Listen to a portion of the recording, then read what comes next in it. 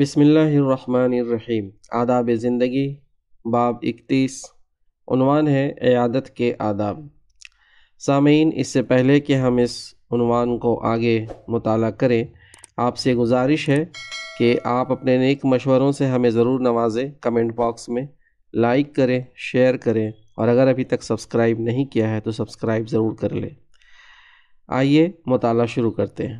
Number 1، مریض کی عیادت ضرور کیجیے۔ عیادت کی حیثیت محض یہی نہیں ہے کہ وہ اجتماعی زندگی کی ایک ضرورت ہے یا باہمی تعاون اور غمخواری کے جذبے کو ابھارنے کا ایک ذریعہ ہے، بلکہ یہ مسلمان پر دوسرے مسلمان بھائی کا دینی حق ہے اور خدا سے محبت کا ایک لازمی تقاضا ہے۔ خدا سے تعلق رکھنے والا خدا کے بندوں سے بے تعلق نہیں ہو سکتا۔ مریض کی غمخواری، دردمندی اور تعاون سے غفلت برتنا دراصل خدا سے غفلت ہے۔ نبی صلی اللہ علیہ وسلم کا ارشاد ہے، قیامت کے روز خدا فرمائے گا، اے آدم کے بیٹے، میں بیمار پڑا اور تو نے میری عیادت نہیں کی۔ بندہ کہے گا، پروردگار، آپ ساری کائنات کے رب، بھلا میں آپ کی عیادت کیسے کرتا؟ خدا کہے گا، میرا فلاں بندہ بیمار پڑا تو نے اس کی عیادت نہیں کی۔ اگر تو اس کی عیادت کو جاتا تو مجھے وہاں پاتا، یعنی تو میری خوشنودی اور رحمت کا مستحق قرار پاتا۔ اور نبی صلی اللہ علیہ وسلم نے فرمایا، ایک مسلمان کے دوسرے مسلمان پر 6 حقوق ہیں۔ پوچھا گیا، یا رسول اللہ صلی اللہ علیہ وسلم، وہ کیا کیا ہے؟ فرمایا، نمبر 1، جب تم مسلمان بھائی سے ملو تو اس کو سلام کرو۔ نمبر 2، جب وہ تمہیں دعوت کے لیے مدعو کرے تو اس کی دعوت قبول کرو۔ نمبر 3، جب وہ تم سے نیک مشورے کا طالب ہو تو اس کی خیر خواہی کرو اور نیک مشورہ دو۔ نمبر 4، جب اس کو چھینک آئے اور وہ الحمدللہ کہے تو اس کے جواب میں کہو، یرحمک اللہ۔ نمبر 5، جب وہ بیمار پڑ جائے تو اس کی عیادت کرو۔ نمبر 6، اور جب وہ مر جائے تو اس کے جنازے کے ساتھ جاؤ۔ نبی صلی اللہ علیہ وسلم نے یہ بھی فرمایا، جس نے اپنے مسلمان بھائی کی عیادت کی وہ جنت کے بالا خانے میں ہوگا۔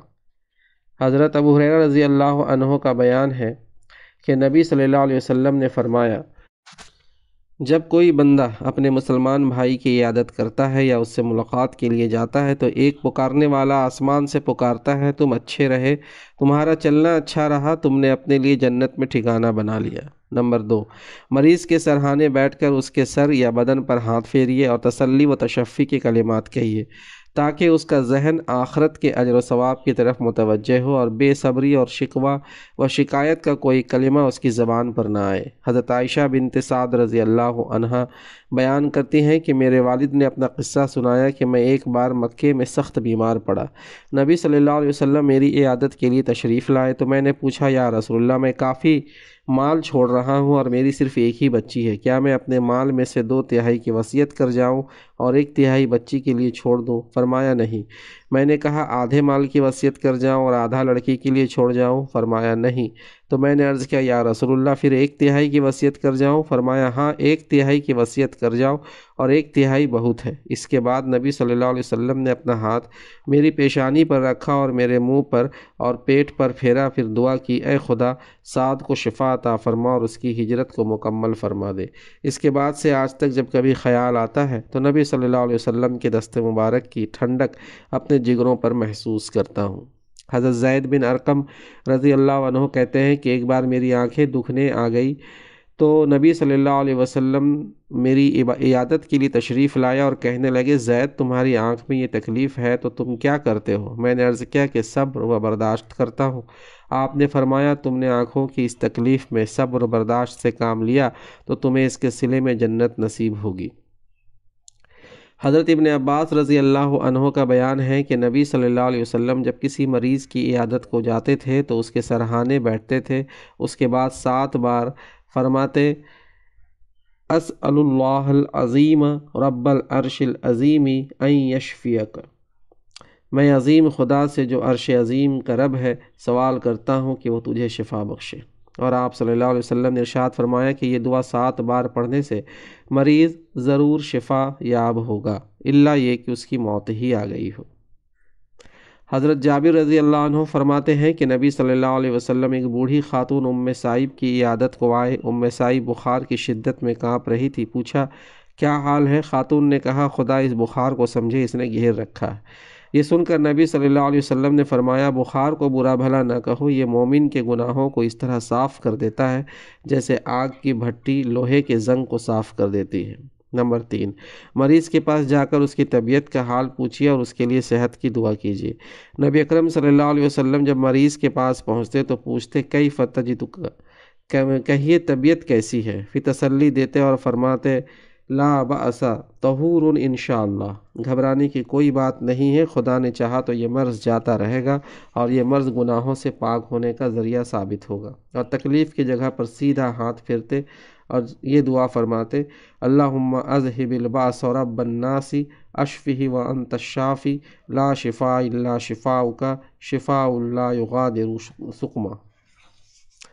خدایا اس تکلیف کو دور فرما، اے انسانوں کے رب اس کو شفا عطا فرما، تو ہی شفا دینے والا ہے، تیرے سوا کسی سے شفا کی توقع نہیں، ایسی سے شفا بخش کہ بیماری کا نام و نشان نہ رہے۔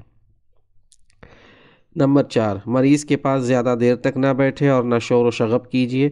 ہاں، اگر مریض آپ کا کوئی بے تکلف دوست یا عزیز ہو اور وہ خود آپ کو دیر تک بٹھائے رکھنے کا خواہش مند ہو تو آپ ضرور اس کے جذبات کا احترام کیجیے۔ حضرت عبداللہ بن عباس رضی اللہ عنہ فرماتے ہیں کہ مریض کے پاس زیادہ دیر تک نہ بیٹھنا اور شور و شغب نہ کرنا سنت ہے۔ نمبر 5، مریض کے متعلقین سے بھی مریض کا حال پوچھیے اور ہمدردی کا اظہار کیجیے اور جو خدمت اور تعاون کر سکتے ہو ضرور کیجیے، مثلاً ڈاکٹر کو دکھانا، حال کہنا، دوا وغیرہ لانا، اور اگر ضرورت ہو تو مالی امداد بھی کیجیے۔ حضرت ابراہیم بن ابی حملہ رحمۃ اللہ علیہ کہتے ہیں کہ ایک بار میری بیوی بیمار پڑ گئی، میں ان دنوں حضرت دردہ رضی اللہ عنہ کے پاس آیا جایا کرتا تھا۔ جب میں ان کے پاس پہنچا تو فرماتی کہو تمہاری بیوی کی طبیعت کیسی ہے؟ میں جواب دیتا ابھی تو بیمار ہے، پھر وہ کھانا منگواتی اور میں ان کے یہاں بیٹھ کر کھانا کھاتا اور واپس جاتا۔ ایک دن جب میں پہنچا اور انہوں نے حال پوچھا تو میں نے بتایا کہ خدا کے فضل و کرم سے اب قریب اچھی ہو گئی ہے۔ فرمانے لگی جب تم کہتے تھے کہ بیوی بیمار ہے تو میں تمہارے لیے کھانا کا انتظام کر دیا کرتی تھی، اب جب وہ ٹھیک ہو گئی ہیں تو اس انتظام کی کیا ضرورت ہے؟ نمبر 6، غیر مسلم مریض کی عیادت کے لیے بھی جائیے اور مناسب موقع پا کر حکمت کے ساتھ اس کو دین حق کی طرف متوجہ کیجیے۔ بیماری میں آدمی خدا کی طرف نسبتاً زیادہ متوجہ ہوتا ہے اور قبولیت کا جذبہ بھی بالعموم زیادہ پیدا ہوتا ہے، زیادہ بیدار ہوتا ہے۔ حضرت انس رضی اللہ عنہ کا بیان ہے کہ ایک یہودی لڑکا نبی صلی اللہ علیہ وسلم کی خدمت کیا کرتا تھا۔ ایک بار وہ بیمار پڑا تو آپ اس کی عیادت کے لیے تشریف لے گئے۔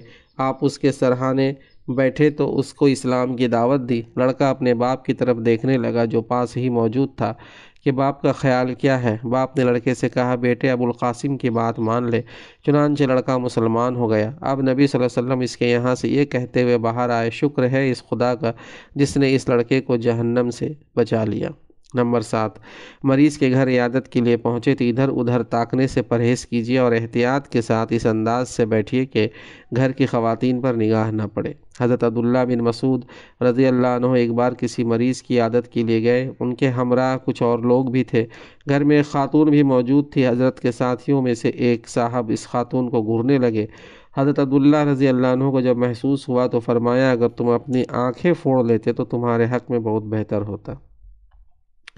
نمبر 8، جو لوگ اعلانیہ فسق و فجور میں مبتلا ہوں اور نہایت بے شرمی اور ڈھٹائی کے ساتھ خدا کی نافرمانی کر رہے ہوں ان کی عیادت کے لیے نہ جائیے۔ حضرت عبداللہ بن عمرو رضی اللہ عنہ فرماتے ہیں کہ شراب پینے والے جب بیمار پڑے تو ان کی عیادت کے لیے نہ جاؤ۔ نمبر 9، مریض کی عیادت کے لیے جائیے تو مریض سے بھی اپنے لیے دعا کروائیے۔ ابن ماجہ میں ہے جب تم کسی مریض کی عیادت کر جاؤ تو اس سے اپنے لیے دعا کی درخواست کرو۔ مریض کی دعا ایسی ہے جیسے فرشتوں کی دعا، یعنی فرشتے خدا کی مرضی پا کر ہی دعا کرتے ہیں اور ان کی دعا مقبول ہوتی ہے۔ آمین وآخر دعوانا ان الحمد للہ رب العالمین۔